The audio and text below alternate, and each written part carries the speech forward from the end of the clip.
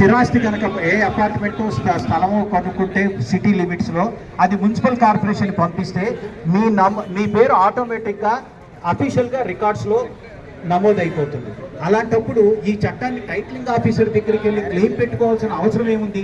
Registration అప్పుడే మీ పేరు ఆటోమేటిక్గా ఆ రెవెన్యూ అథారిటీస్కి కనుక పంపించేసేస్తే ఆటోమేటిక్గా రికార్డ్ అయిపోతుంది. ఈ చట్టం యొక్క పర్పసే లేదు. ఇంకా ఇక్కడ ఏమంటున్నారు, ఒక చట్టాన్ని మీ ఆస్తిని మీరు కాపాడుకోవటానికి మేము ప్రభుత్వం చిత్తశుద్ధితో పనిచేస్తూ ఇది మీకు సర్టిఫికెట్ ఇస్తున్నాం అంటున్నారు. రిజిస్టర్డ్ దస్తావేజీ వాల్యూవా, రెవెన్యూ అథారిటీస్ ఇచ్చే సర్టిఫికెట్ వాల్యూవా? మీరు 7.5% కలెక్ట్ చేసుకొని ప్రజల దగ్గర మీరు దస్తావేజ్ రిజిస్టర్ చేస్తున్నారు. దీనికి వెలిడిటీ ఏంటి? అల్టిమేట్గా ఎవరితో ఒక రెవెన్యూ రికార్డులో పాతోడితే కనుక ఉంటే ఇవాళ సివిల్ కోర్టులో బొచ్చడి కేసులు ఉన్నాయి.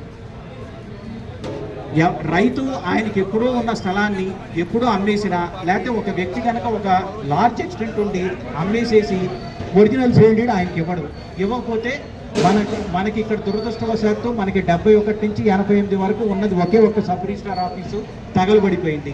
రికార్డులు అఫీషియల్గా ఉండవు. ఆ టైంలో అమ్మేసిన ఎక్స్టెంట్ని కూడా వీళ్ళు మళ్ళీ రెవెన్యూ రికార్డుని బేస్ చేసుకొని మీ దాంట్లో ఈసీలో కనపడట్లేదు, రెవెన్యూ రికార్డులో ఆయన పేరే ఉంది, ఆయనదే భూమి అని అంటే ఈ కొనుక్కున్నాడు ఏమవుతాడు? నీ కోర్టుకెళ్ళి దీన్ని ఛాలెంజ్ చేయడానికి ఈ ఆర్డర్ని నీ చేతులు కట్టేశాడు. కాబట్టి ఇది కేవలం ఒక ప్లేటర్లకి ఏదో సౌలభ్య నిమిత్తం కాదు, ఇది భయభ్రాంతులు చేసే చట్టం.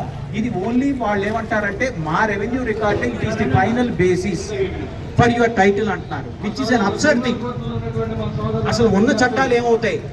పోనీ ఆ చట్టంలో మిగతా ట్రాన్స్ఫర్ ఆఫ్ ప్రాపర్టీ యాక్ట్ కానీ లేకపోతే స్టాంప్ యాక్ట్ కానీ ఆ చట్టాల యొక్క ప్రొవిజన్స్ ఓవర్ రైడ్ అయిపోయినాయా అనేది ఒక్క క్లాజ్ ఉందా? ఎక్కడైనా సరే ఒక్క క్లాజ్ లేదు. ఇవాళ మీరు ఇక్కడ స్టాంప్ డ్యూటీ మీరు దస్తావేజీకి కడుతున్నారు, ఆ తర్వాత తనఖా దస్తావేజీకి కడుతున్నారు, ఒకవేళ జీపీఏ కావాలంటే వాటికి కడుతున్నారు. మళ్ళీ ఈ స్టాంప్ డ్యూటీ కట్టి ఆ టైటిలింగ్ ఆఫీసర్ దగ్గరికి వెళ్ళి మళ్ళీ దీనికి సర్టిఫికేట్ తీసుకోవాలంటాడు. ఆయన ఇప్పటి వరకు ఛార్జెస్ ఎంత అనేది ఫ్రేమ్ చేయాల, రూల్స్ ఫ్రేమ్ చేయాల.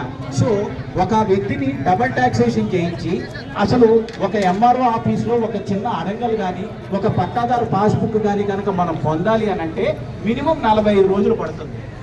ఆ రోజు అలాంటిది ఒక డాక్యుమెంట్ తీసుకెళ్ళి నాకు సర్టిఫికేట్ ఇవ్వండి అంటే ఎన్ని రోజులు తిప్పుతారు, ఎంత లంచాలు తీసుకుంటారు ఆఫీసర్?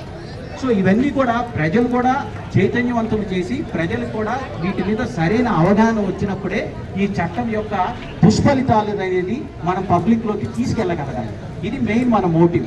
కాబట్టి వాళ్ళ వంట వారికి ఎట్లయితే చేశామో అట్లాగే పల్లెటూళ్ళకి వెళ్ళి ఎవరికైనా సరే మనం ఈ చట్టం యొక్క లొసుగులు కానీ దీంట్లో వచ్చే కష్ట నష్టాలు కనుక తెలియజేసినప్పుడే ప్రజల్లో కొద్దిగా చైతన్యం వచ్చి ఈ చట్టానికి వ్యతిరేకంగా వాళ్ళు కూడా మన ఉద్యమంలో పాల్పంచుకుంటారు.